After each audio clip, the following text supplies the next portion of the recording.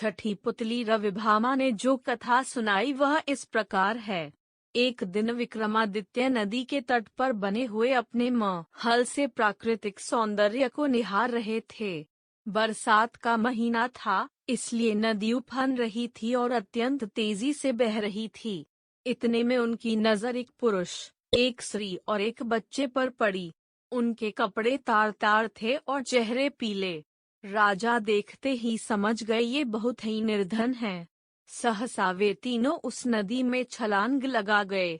अगले ही पल प्राणों की रक्षा के लिए चिल्लाने लगे।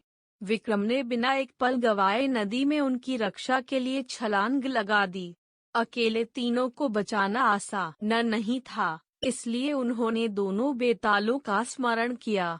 दोनों बेतालों ने स्त्री और बच्चे को तथा विक्रम ने उस पुरुष को डूबने से बचा लिया। तट पर पहुंचकर उन्होंने जानना चाहा वे आत्महत्या क्यों कर रहे थे। पुरुष ने बताया कि वह उन्हीं के राज्य का एक अत्यंत निर्धन ब्राह्मण है जो अपनी दरिद्रता से तंग आकर जानता याग देना चाहता है। वह अपनी बीवी तथा बच्चे को भूख से मरता हुआ नहीं देख सकता और आत्महत्या के सिवा अपनी समस्या का कोई अंत नहीं नजर आता। इस राज्य के लोग इतने आत्मनिर्भर हैं कि सारा काम खुद ही करते हैं, इसलिए उसे कोई रोजगार भी नहीं देता। विक्रम ने ब्राह्मण से कहा कि वह उनके अतिथिशाला में जब तक चाहे अपने परिवार के साथ रह सकता है तथा उसकी हर जरूरत पूरी की जाएगी। ब्राह्मण ने कहा कि रहने में तो कोई हर्ज नहीं है, लेकिन उसे डर है कि कुछ समय बाद आतिथ्य में कमी आ जाएगी और उसे अपमानित होकर जाना पड़ेगा। विक्रम ने उसे विश्वास दिलाया कि ऐसी कोई बात नहीं होगी और उसे भगवान समझकर उसके साथ हमेशा अच्छा बर्ताव किया जाएगा। विक्रम के इस तरह विश्वास दिलाने पर ब्राह्मण परिवार अतिथिशाला में आकर रहने लगा। उसकी देख-रेख के लिए नौकर चाकर नियुक्त कर दिए गए। वे मौज से रहते, अपनी मर्जी से खाते पीते और आरामदेह पलंग पर सोते। किसी चीज की उन्हें कमी नहीं थी, लेकिन वे सफाई पर बिल्कुल ध्यान नहीं देते। जो कपड़े पहनते थे उन्हें कई दिनों तक नहीं बदलते। जहाँ सोते वहीं थूकते और मलमूत्र त्याग भी कर देते। चारों तरफ गंदगी ही गंदगी फैल गई। दुर्गंध के मारे उनका स्थान एक पल भी ठहरने लायक नहीं रहा। नौकर चाकर कुछ दिनों तक तो धीरज से सब कुछ सहते रहे, लेकिन कब तक ऐसा चलता। राजा के कोप की भी उन्होंने परवाह नहीं की और भाग खड़े हुए। राजा ने कई अन्य नौकर भेजे, पर सब के सब एक ही जैसे निकले। सबके लिए यह काम असंभव साबित हुआ। तब विक्रम ने खुद ही उनकी सेवा का बीड़ा उठाया। उठते बैठते सोते जगते वे ब्राह्मण परिवार की हर इच्छा पूरी करते।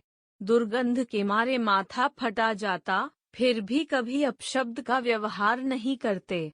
उनके कहने पर विक्रम उनके पांव भी दबाते।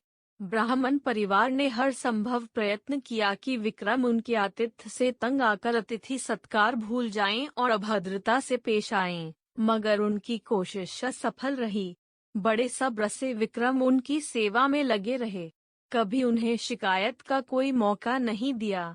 एक दिन ब्राह्मण जैसे उनकी परीक्षा लेने की ठान ली। उसने राजा को कहा कि वे उसके शरीर पर लगी विष्ठा साफ करें तथा उसे अच्छी तरह नहला धोकर साफ वस्त्र पहनाएं। विक्रम तुरंत उसकी आज्ञा मानकर अपने हाथों से विष्ठा साफ करने को बढ़े। अचानक चमत्कार हुआ। ब्राह्मण के सारे गंदे वस्त्र गायब हो गए।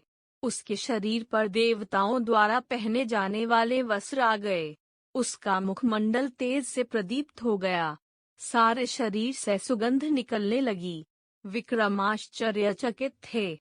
तभी वह ब्राह्मण बोला कि दरअसल वह वरुण है। वरुण देव ने उनकी परीक्षा लेने के लिए यह रूप धरा था। विक्रम के अतिथि सत्कार की प्रशंसा सुनकर वे सपरिवार यहाँ आए थे। जैसा उन्होंने सुना था वैसा ही उन्होंने पाया, इसलिए विक्रम को उन्होंने वरदान दिया कि उसके राज्य में कभी भी अनावृष्टि नहीं होगी तथा वहाँ की जमीन से 3-3 फसलें निकलेंगी। विक्रम को वरदान देकर वे सपरिवार अंतर्ध्यान हो गए।